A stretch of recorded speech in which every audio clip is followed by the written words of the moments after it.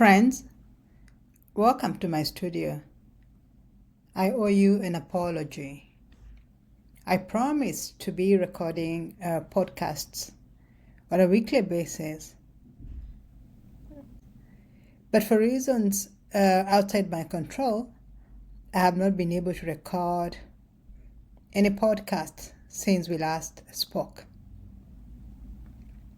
Today, I have been moved to come to the studio and have a conversation with you. This podcast is specifically addressing Kenyans. Kenyans living at home in Kenya, and Kenyans in the diaspora, and a Kenyan of goodwill wherever you are. I have been watching developments in the country. We have just watched the elections, by-elections in All Kalau. We saw state machinery mobilized against citizens. We saw blatant acts of bribery. We saw elected leaders moving around with bundles of money, which is obviously public money, and dishing it out to the electorate in an attempt to woo voters.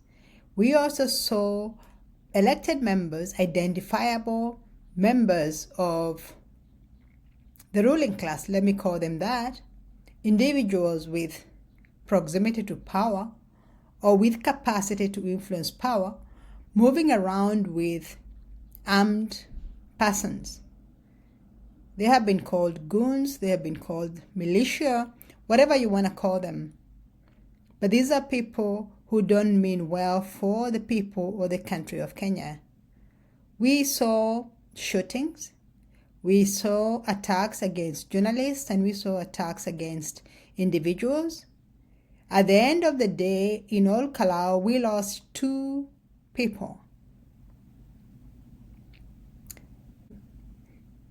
We can agree that this is a trend. Violence, excessive use of force by police is becoming a trend, or maybe the modus operandi of the Ruto government in Kenya. We have seen youth shot dead at random, dozens of them. We saw Albert Ojwang killed in a police cell, and we had stories about why he died. A cover-up was put in motion. Just this week, we have been seeing this issue unraveling in the courts. We now know that the killing was intentional, it was planned, executed, and the people who did that proceeded to cover up the whole issue, destroying evidence, destroying CCTV, and making sure that the persons that killed him actively did so were protected and they were hidden. Now, the reason why I am talking about these things is because I realize, and I would like for you Kenyans everywhere you are, be it a parent, be it an influencer, be it a politician, be it everyone, to understand and appreciate the fact that the country is in a very, very precarious position. That no one is safe. I am not safe. You are not safe. Your children are not safe. No one is safe until we all are safe. We have listened to arguments. We have listened to propositions by national leaders, led by President Ruto, threatening to kill Kenyans for what he considers a threat to his, handle on power. We have seen CSs, the CS for security, threatening to kill youth and proceeding to do exactly that. Now begs the question, how long is this going to continue? How many people must die until action is taken? Who gives a leader the wherewithal to kill the very people that have put these people in positions of power. These questions are very, very pertinent and very, very important to you, me, and every other peace-loving Kenyan, because we are heading to a major election. Come 2027, Kenya goes to the polls to elect a new leader. This is not the first election we are having, or not the first we are having under an environment of fear, intimidation, blackmail. We have seen this before. In very recent memory, we saw it in 2013, 2017, and then we saw the worst of it in 2007. We know how bad things can get. We also know how quickly it can go from a goon here and a goon there and a goon there attacking people at random to an all-out civil war. So I want to talk to you about this because Kenya is our country. It's my home. It is your home. Our families are there, particularly those of us in the diaspora. We may think that we are far removed from what is going on back home, but we are not. We don't have the luxury to ignore what is happening and assume it's going to blow over because we got interests there. When we destroy our country, we will hurt more than we ourselves. I'm talking about this because I think we have a duty as individuals, as stakeholders, as people who love our country, our motherland, to speak up against violence. We have a duty to call to order those that are beating the drums of war, those that are dividing Kenyans along tribal lines, those who are killing our youth. Because these people are known. They are known to us, they are known to you and me, they are known to the police, they are known to the highest office in the land.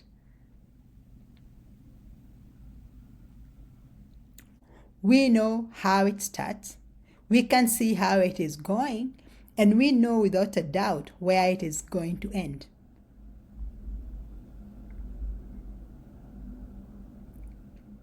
I believe actively that there is no point running after the horse to close the stable when the horse has bolted. Now, Kenya is at the tipping point. We are either going to perish together or we can rise up as one unit. Say no to violence. We can say no to leaders who want to lead this country down a path of no return. Because we have had leaders threatening Kenyans and saying that if there is no country for me, then there is no country for you. We have got to come to an understanding and say, look here, Kenya is bigger than any one individual. Kenya is a country of more than 55 million people and growing. So no one person has a monopoly of violence, and no one person can be allowed to take this country down a path of no return. So, as Kenyans, what is it that we can do to make sure that this country doesn't go down the path where it went in 2007, where we lost more than 1,000 people to senseless violence? Hundreds of thousands of people were displaced from their homes. Many are living with permanent scars of that very, very regrettable event. And many of them are still not recovered. People lost property, people lost lives, people lost family. So this is not something theoretical. This is something real. We are in danger as a country. And everyone stands to lose. Let nobody assume that when violence starts in Kenya, there will be those who will suffer and those that will not. We are in this together. The country is ours to lose. We also know that no one person can claim to have the answers to the situation that we are facing. No particular leader can demand to stay in a position of power permanently when they have consistently failed the people. The people voted the leaders we have today. The people gave leaders the mandate to govern. But if those leaders that we have elected turn out to become abusers of the same powers that they have been given, they come out and become the people that violate our constitution, and then they commit the ultimate crime of killing our youth, misusing security apparatus to turning police against citizens. These things are not acceptable.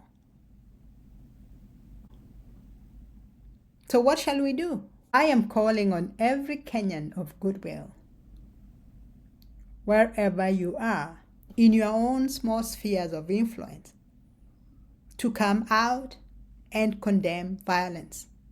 Identify, expose those that are planning evil against the country. Let the police arrest and charge those that are doing this to the country. You know, I was surprised to see the Chief Justice saying that there is actually a militia in operation in the country.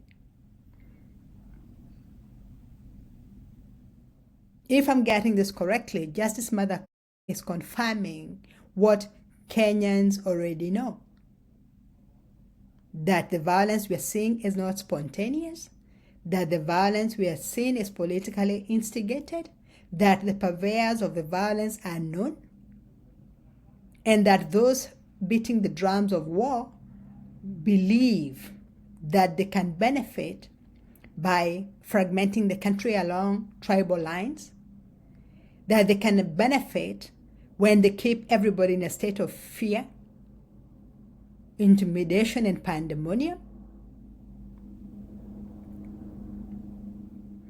But I can tell you that these people are the minority.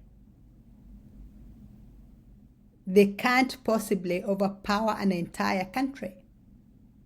So if you love Kenya, as I do, if you know someone who loves Kenya as you do, we are the other force, the third force that will come in between and say, no, this is our country. We will not let it go down that path. We are not ready to lose our country over an election. We are going to stand together as brothers and sisters, compatriot citizens, and do our duty. Come out and vote. Vote for the leaders that you believe in. Vote for the change that you want to see. But beyond there, check leaders who want to ruin the country. Hold them accountable.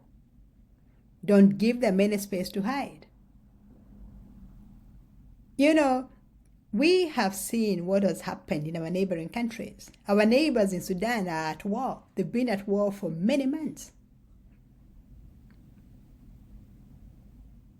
We saw what happened in Rwanda. We have seen what has happened in Somalia.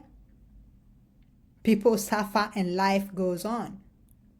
So our duty as Kenyans, you, me, and everybody else, is to make sure we don't take that route. We cannot afford it. We need peace, we need stability, we need accountability, and democracy cannot prevail when the country is in a state of chaos. I am calling for peace. I am calling for accountability. I am calling for responsibility, because Kenya belongs to all of us. If this message makes any sense to you, if it resonates with you, I'm inviting you to share it with others. I'm inviting you to start a conversation in your circles of influence, a conversation that says, we demand peace. We demand accountability. No one is above the law. We demand a stop to the instability that we are seeing. We demand a credible, fair, and transparent election. It can be done. It has been done before. And we can do it again. God bless Kenya.